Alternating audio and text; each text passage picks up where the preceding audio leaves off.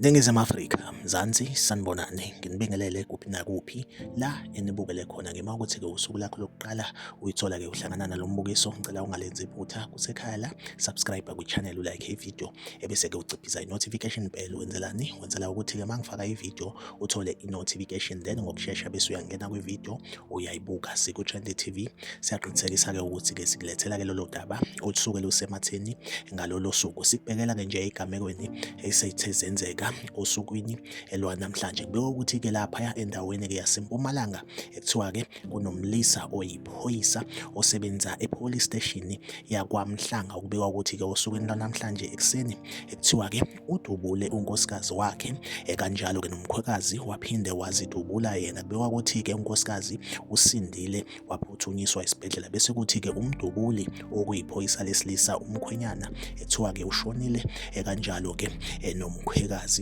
naye washona. Kuqale-ke ukwenzeka kwesigameko esifana nalesi nangesonto elidlule ngengabika ngesigameko esithi asifane nalesi, lapho iphoyisa elahlasela ekhweni lafike ladubula unkosikazi walo, ladubula isisebenzi sasekhishini, ladubula umkhwekazi, laphinde ladubula-ke ney'ngane ey'mbili. Kodwa-ke basinda bona, kwashona nje unkosikazi kuphela. Like ividiyo, usubscribe kwi-channel, uphinde ucommente kwi-comment section ungitshela ukuthi kuthini ukuphawula kwakho ngalolu daba. Siku-Trend TV ngizohlezi ngikhona ngilethela-ke indaba esematheni usuku nosuku. Asihlangabezane kwividiyo elandelayo.